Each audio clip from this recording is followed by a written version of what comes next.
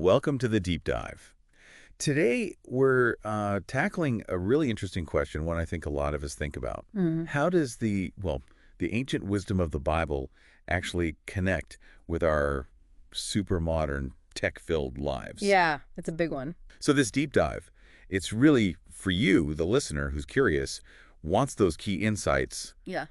but, properly. Without getting bogged down. Exactly. You appreciate different angles, maybe a surprising fact, but definitely want to skip the information overload. We get it. Time's precious. Totally.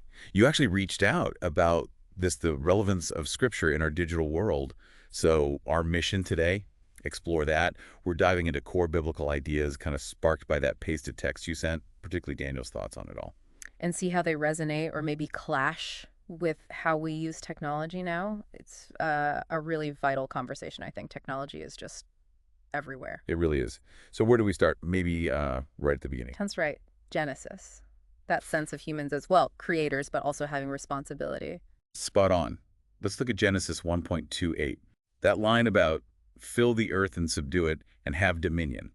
Okay, what's that really saying? Well, it sort of suggests that our drive to invent, right? Right. To build things. Yeah, like whether it's a really basic plow or, I don't know, a satellite. It stems from something deep inside us, like a reflection of God's own creativity. That makes sense. You see this thread, don't you? From the very first, maybe stone tools? All the way to quantum computers today, it's this continuous human ingenuity. And this is key, it's not just about making things, is it? No, absolutely not. And linking this back, technology, it's essentially neutral. It's a tool. Uh-huh. And like any tool, its effect, well, it really depends on who's using it and why. The text you shared actually brought up a fascinating parallel. Oh, the Tower of Babel one. Exactly. Comparing that kind of ambition to maybe some of the challenges we see with, let's say, huge tech companies today. Right, and that's where it gets really interesting, doesn't it? Huh? The idea that tech isn't good or bad in itself. It's more like an amplifier. Yeah, it just makes bigger whatever's already in our hearts, the desire to connect, to build, or maybe less positive things. So like a social media platform can be amazing for connecting people globally, But we all know it can also be used to spread, harmful stuff, misinformation. which kind of leads us neatly into another big theme for today. How easily technology can become, well, an idol. Ah, okay. Like the second commandment, Exodus 20.3, you shall have no other gods before me. Hmm? How does that fit in? Well, think about it. We might not be bowing down to golden statues anymore. Hopefully not. Ha, no.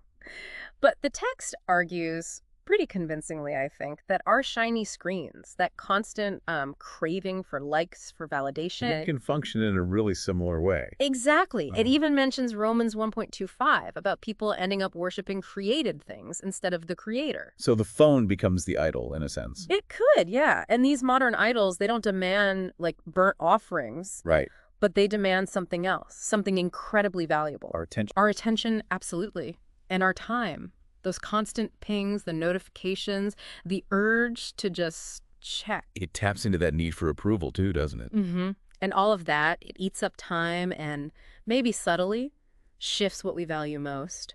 Which can leave us feeling, I don't know, swamped, overwhelmed by it all.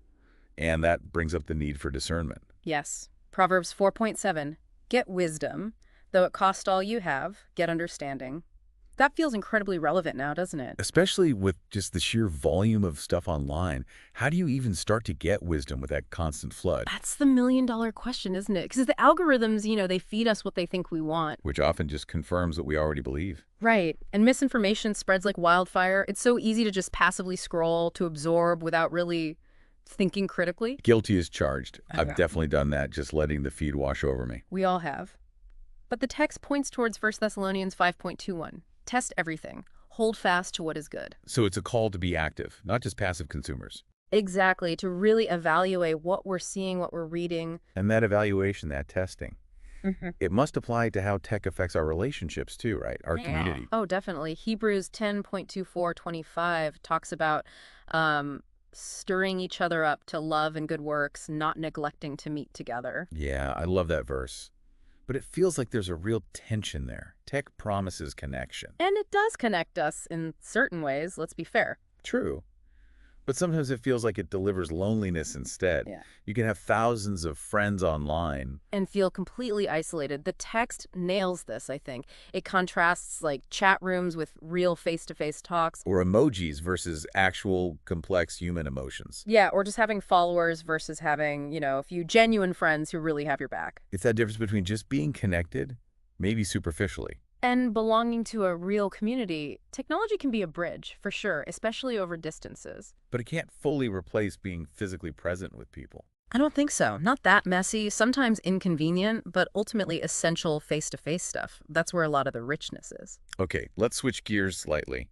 Something we all feel pressure on. Time. Yes, time. The ultimate non-renewable resource. Ephesians 5.15:16. Be very careful, then, how you live, not as unwise, but as wise, making the most of every opportunity. Or, as some translations put it, redeeming the time. And boy, is it easy to lose time online. The text mentions how minutes just vanish into hours. Scrolling, clicking, watching, it adds up incredibly fast. That idea of redeeming the time, using it purposefully. It feels incredibly relevant when my screen time report pops up. I know that feeling. It's a constant challenge to be intentional, isn't it? To be stewards of this time we have. Definitely.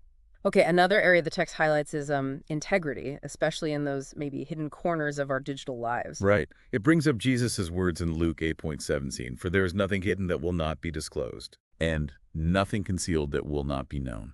Yeah, that hits hard in the context of online anonymity or perceived anonymity. It really does. There's that temptation maybe to have a different persona online, to say things or act in ways we wouldn't in person. Because you feel like nobody knows it's you or it doesn't really count. But the principle here is that, well, ultimately there isn't really any anonymity before God. Our character.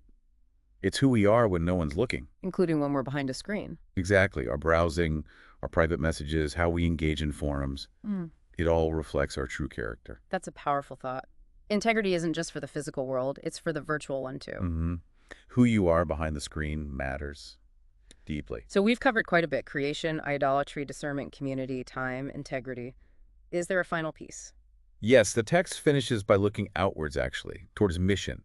It references the Great Commission. Matthew 28.99. Go and make disciples of all nations. How does technology fit there? Well, it reframes technology, not just as a challenge or a danger, but as a massive opportunity. An opportunity for good. A huge one. Think about it. It's an incredibly powerful tool for spreading messages of hope, faith, connection globally. Like online church services reaching people who can't attend physically. Exactly. Or Bible apps available in hundreds of languages. Digital outreach programs. It allows reach on a scale that was unimaginable before. The text draws a parallel, doesn't it? Yeah. Between the internet now and, like, the Roman roads back then. Yeah, both served as infrastructure that helped spread messages far and wide, facilitated communication across vast areas. So it comes back to intention again. How we choose to use these powerful tools. Always. Are we using them to build up or tear down? To connect meaningfully or just distract? To share light or add to the noise? Okay, so as we wrap this up, what's the main takeaway? The big picture on the Bible and our tech lives. I think the core message from the text is that while the Bible doesn't have chapters on smartphones or social media, right, it gives us these incredibly durable, timeless principles. Principles about stewardship, managing what we have, about discernment, sifting truth from noise. About worship, what truly gets our ultimate attention and affection. Exactly. And about community, real community, about how we use our time, about integrity, even when hidden, and finally, about mission or purpose. So these ancient principles provide a kind of framework, a guide for navigating our digital world. Precisely. The technology changes at lightning speed, but that core wisdom, those guiding principles, they remain constant. They still apply. That's actually really grounding. The tools change, the world changes, but the guideposts are still there. Which leaves us and you listening with something to think about, perhaps. Okay. Just consider one area we talked about today. Maybe it's your time online. Maybe it's how you interact in online groups. Maybe it's how you figure out what's true online. Just pick one thing. Yeah, pick one thing and just reflect. How might these ancient biblical ideas, stewardship, discernment, community, whatever resonates, actually apply to your specific digital life, your own sort of digital pilgrimage? That's a great question to sit with. How do these timeless principles shape my steps in this very modern landscape? Exactly. Something to ponder as you navigate it all.